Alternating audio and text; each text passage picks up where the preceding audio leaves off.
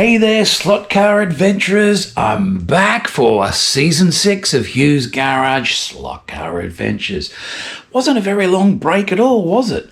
Well, I've been a bit busy working on our home movie theatre out the front. So the new screen is in, looking good. Nice screen too. Got the projector mounted. Got it sort of wired in. Yeah, got all the gear plugged in and working. Still got to put in some Dolby Atmos speakers. Got the surrounds in, but it's functional. Got to repaint the walls to this darker brown colour. Might do the ceiling too. Not too sure about that. Probably will, but it's getting there. Bit of a mess. Got to decide what stays, what goes. Yeah, it's functional. It's functional. So let's dive into the episode. I've been busy in the slot car room working on the next project, the extension of the chute. And wait till you see this thing. You thought the chute was epic? Wow, this thing is just next level again. So let's check it out. Let's dive into it.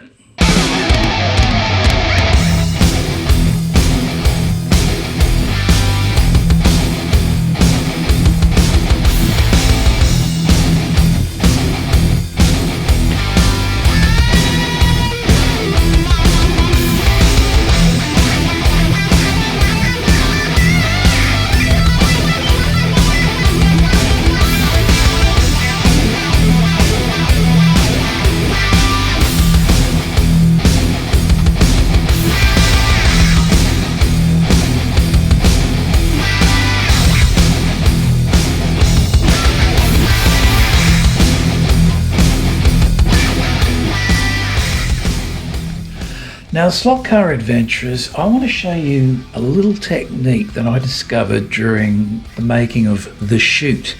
Now, my art direction with the chute, wanted to make it very grungy. We've called it the poop chute. Rusted corrugated iron, very, very weathered, very, very grungy because we're heading into that Mad Max section of the layout. So it had to be a unique piece. The rest of these supports that are circling around now to bring us to the main bridge, I just want to take more of an old Wild West, the old Wild West railway train bridge. It's all the old timber. It's been there for decades and it's weathering and naturally sun bleached, I guess. Not really bleached, but you know what I mean. Anyway, in the chute video when we were applying paint to this craft wood, which kind of looks like, suspiciously a lot like plain old pine, you saw me, I applied a base colour and then I come back the next day when it was dry and then we were using a foam, foam dabbity dab brush to apply some, game colours.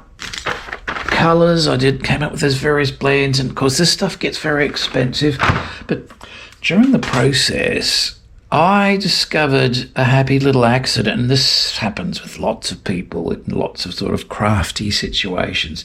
Happy little accidents along the way that make you change the way you do things from that day on, and I'm going to share it with you because, folks, this is going to save you a lot of money and a lot of time and a lot of stress and potential heartbreak. So all I used for my base colour, you remember, was this standard house paint, interior house paint, and it's a colour called Domino, Domino. You get it I get this from our Bunnings store. You go into the paint section and I wanted paint for a feature wall. Now, we've used this throughout the house on different feature walls. I'm going to use this exact tin, really. What I discovered during the course of doing the chute is one morning I wanted to paint another section and I forgot, how could that happen, to shake up the tin. Forgot to shake up the can properly before opening it. which is obviously what you do with your typical house paint. And look, it's just some Torben's Easy Coat. You can't make this stuff up, you know, all these intricate hobby artists doing all this stuff. This is going to blow your mind, as it did mine, because the results, as I'll show you more closely in a moment, it just makes you laugh. It puts a smile on one's face. And it's one of those moments where you go, oh my God, that's all that's to it. Well, I don't know if that's all that's to it, but I've discovered a dead easy way of creating this aged old world look with craft wood. And that is, anyway, I forgot to shake up the tin. I opened the tin, dipped the brush in, started painting, and the moment the brush hit the wood, I immediately realised, oh, I forgot to shake the tin. Except, you know, I was inclined to sort of put the lid back on, give it a shake and proceed, except I saw that what was ever lurking on the top of the paint in there was acting like a kind of an oil or a wash, and the result, it was seeping into the wood, and it was already looking like the end goal effect I was after, just like that. So on this project, this is exactly the approach I've taken to paint this. Let me show you right now. We'll get the tin open. Where's my little opener?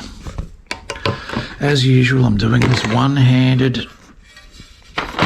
So the tin has been sitting for several days, unopened, undisturbed, hasn't been shaken up.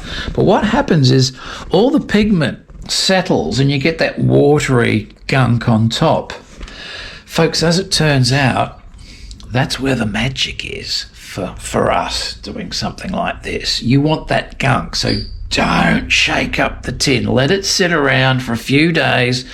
Let the paint sort of settle. So you got that it ends up being about a ½ centimetre of gunk on top. And this is what we want. So I'm going to dip in. Now it gets clumpy depending on how the colour is settling in the tin, sitting around. But I found is if you dip toward the outside, you get a bit more sediment on the brush as well as water, whatever it is, and it gets more watered down if you move to the centre. Just a cool idea. So you're just dipping randomly to get different shades, but let me show you what the result is. So I'm going to dip in there. That's all I've done. See, it's a bit watery, and see that? It's not acting like a paint, but rather oiling timber. It's see-through and it's inconsistent. It's inconsistent. And so now this time I'm going to pick from a different spot. Go here again. See how it's watery? It's not paint. Yes, I'll answer the phone in a moment. Go away. In the middle of a demonstration. But see that?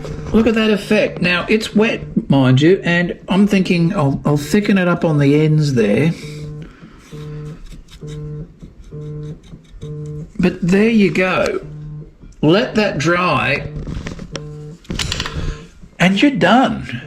And if you don't believe me, here's 2 of these sections I've just painted, one coat. Have a look at these. There you go.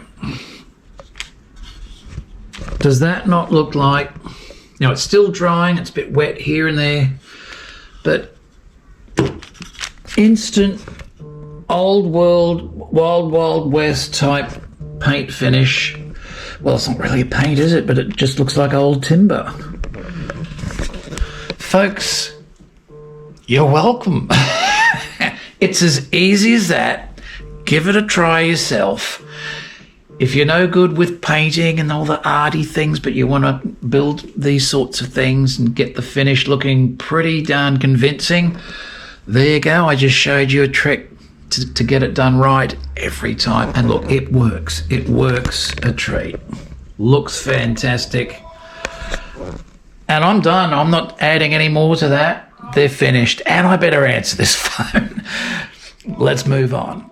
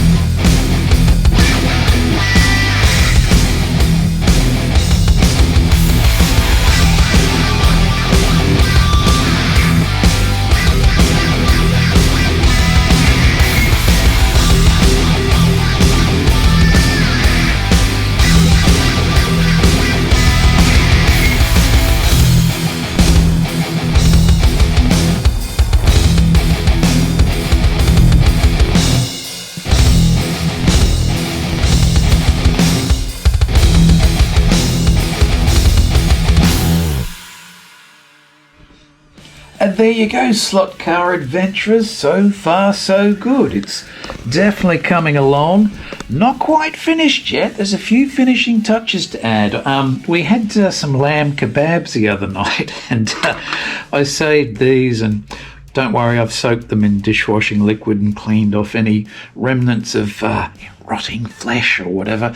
Oh dear. And these are going to be used. Well, I got about 8 of these. These are going to be used as flag posts. I'll paint them up silver, make some sort of flags for it, probably some Hughes garage flags. I haven't got any of those anywhere, but the idea is they'll be positioned here more than likely. Also, I've got to add some of these lights, these very same ones I used on the chute. I'm going to put them probably here on the 4 posts, or maybe on the other side, maybe on there, here, 1, 2, 4, yeah, probably put them there. But then that's lighting the back of it. Maybe we do both sides like we did with the chute. Anyway, I'll figure it out, but wow, what a lot of work that was. It actually took me 2 weeks to build that. That's why I had to take a break. And I did have a break. But yeah, this is definitely coming along. Now, the idea down here, and you're going to love this, I think I mentioned this a few weeks back. The idea is to build a sort of a crocodile or alligator, or both, infested lagoon. And I've got to create the guardrail here. About here, the guardrail's sort of smashed open, and there's a car has gone ploughing through, and it's hanging on the side by, one wheel or something. The door's open, and down below, the poor old driver is in the jaws of an alligator or crocodile. Yeah, not having a great day. And then over here on the bank somewhere, there'll be a tree, And I'm thinking like a cheeky koala bear, giving the driver a bit of a rude gesture to say, yeah, take that, human. That's what you get for ruining our habitat. It'll be a whole bunch of silly nonsense going on this area, but it should look fun and dangerous. You wouldn't want to crash there, no. So that's some of the ideas that I'm working on for here. Big job that's going to be, I tell you what. The next stage is the re-imaging of the bridge. So I've already started. I've given these things a bit of a gunmetal look. This is an undercoat. I haven't decided what this is going to be yet, but I'm definitely going to dress it up and make it look cool. And there's going to be all sorts of bridge detail. You know, I'm going to have to look on a few images to see what I really like. So more of this stuff, and I'll fill in the detail. Maybe it'll be two big arches or something like that. I've got this one here. I've got to make a couple more of these. One for about here, and then one about here. Or maybe only one more, because around about here is where our tunnel mouth will be. And that should just about do it. That'll get this whole section complete at that point. So, yeah, what a job, what a task. But I think you're going to agree it's looking pretty darn epic. Yes, indeed. Yeah, so that's it for this little project for now. I'll show you the extras that I've got to add as the weeks go by. Oh, I've got to do a couple of signs here as well, sort of like these ones. Probably some danger ahead or slippery when wet or something. Anyway, it's gonna look pretty cool. Wow, gotta love that physical media, hey? I think I might watch this again, and in 3D. It's a 3D projector. Looks amazing on the screen. Great film. Folks, usually in the first episode of each season, I've been doing sort of like a little rant moment. I don't feel like ranting this time. Everything's great. Life is brilliant. So many things to look forward to, so many projects to do. But I usually use the rant thing, just briefly, to dive into the next segment, which is, well, it's called Showing Off Me Shit! Okay, slot car adventurers, in the time I've been away, I might have gone a little bit wacky-doo-dah with the old spendy. And I've been, investing in these limited edition box sets. I think they're a wise investment, quite frankly. So let's have a look what's turned up. So first up, we've got the McLaren F1 GTR Twin Pack. Revo slots, beautiful packaging. And this is the Marlboro liveries. Let's crack her open and see what's lurking inside. There we are. I'll just take that out. So there's the Marlboro livery. Isn't that gorgeous? Very vibrant, sort of a reddy, orangey kind of iridescent kind of paint job. Lots of super duper detail. They look wonderful. And look, I've already lost one of the aerials. It went ping and ended up down here somewhere. I'll work the grid in a moment. I will find it. But they look absolutely spectacular. Love them. Can't wait to run them around the track when the axle box arrives. Actually, let's pop that in there. Sit that on top, and you can sit there. Right, now next, been eyeing these off for some time. Finally bit the bullet and went for it. Revo slots again. Special limited edition twin set, the Fina. Oh, let's open that one up. Out you come, out you come, out you come. Here they are, and magnificent they are indeed. Look at those. You've got a British flag on one, an American flag on the other. Super high detail. McLaren's once again. Absolutely gorgeous. And I can't tell which ones I like best. Probably these. They're very flashy. Then again, I can't tell. I can't decide. But absolutely awesome. And then finally, wow. Yeah, this will probably be the last investment in slot cars for a little while at least, because my credit card, as you can imagine, took one hell of a beating. It's bruised and bloody. But I tell you what, this was worth it. It's the Porsche 911 GT1 triple pack from Revo Slot. Beautiful packaging again. And what I like best about this box is it's on a hinge. It just opens up like that to display the goodness inside.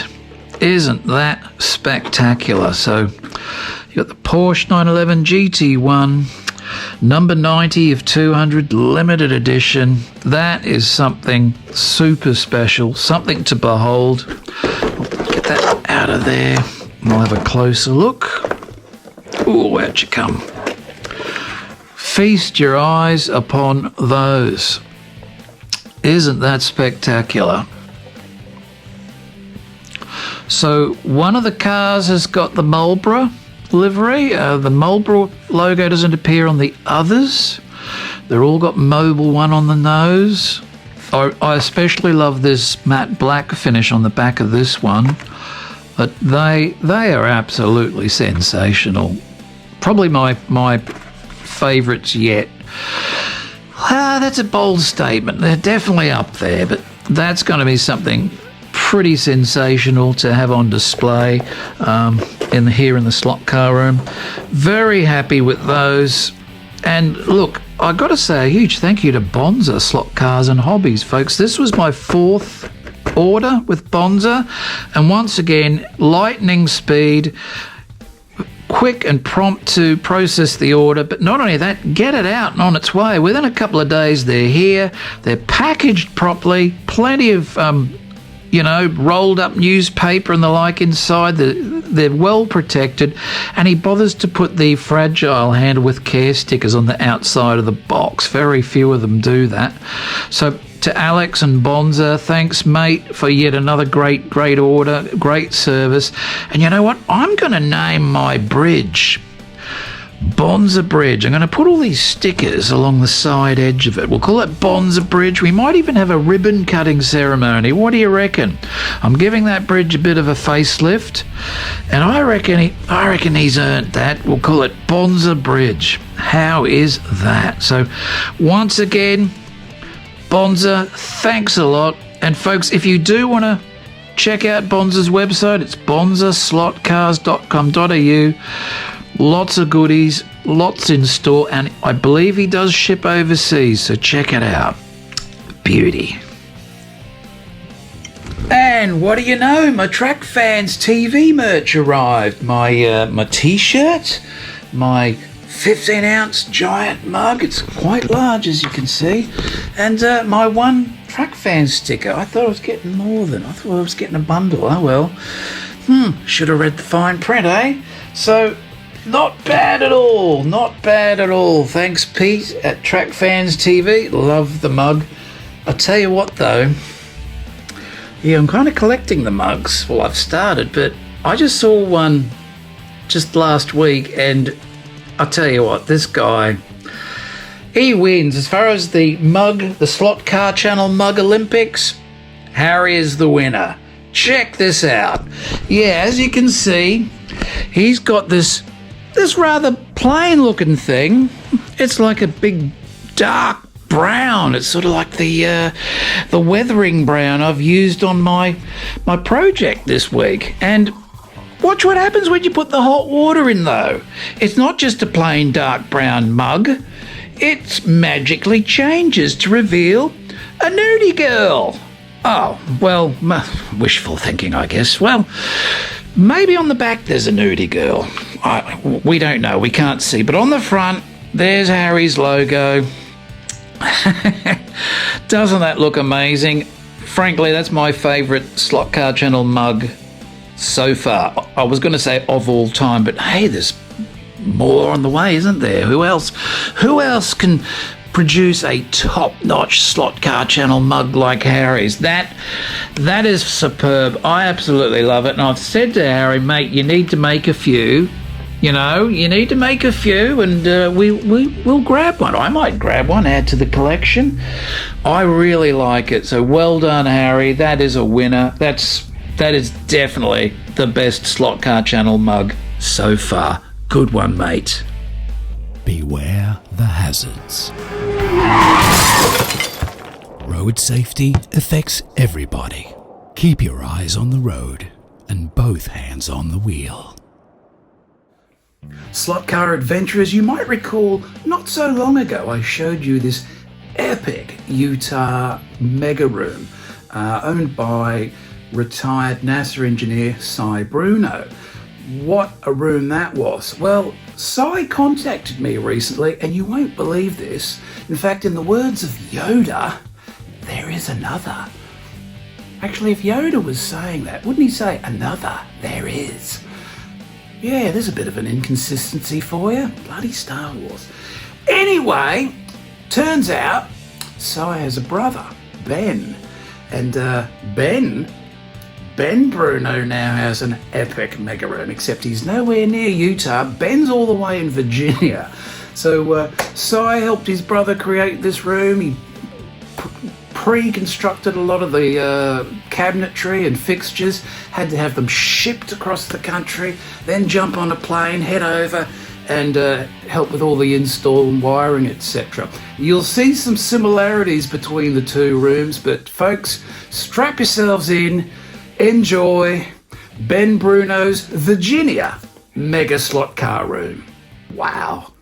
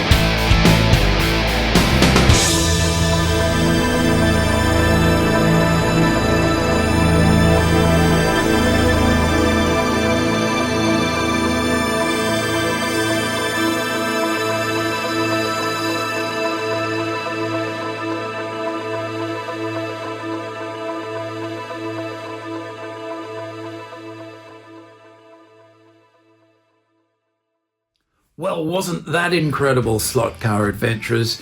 Never mind keeping up with the Kardashians. How about keeping up with the Brunos? Wow. And if you've ever wondered what NASA rocket scientists, rocket engineers get up to on their days off, now you know. We're in good company, aren't we? Yes, indeed. Well, that's all I've got time for this week. Don't forget to check out some more Aussie slot car channels. There's That Slot Car Guy for all the latest and greatest news. Check out Slot Car Hub. Check out Pat's Slots. And definitely check out DG's Raceway for some awesome build videos. He's got some great stuff on his channel. And that's all from me now. I'll see you next week. Oh, hang on. I got another package. Can you believe this? Yes, this one is from one Darren Hall in the UK. Custom slot car accessories. What could that be? Yeah, I think some of you might have a bit of an idea what it is. Well, you'll have to tune in next week. We're going to do an unboxing, an assembly, and an installation. This thing is awesome, and every one of you are going to want to have one of your own. So be sure to come and check it out next week on Hughes Garage Slot Car Adventures.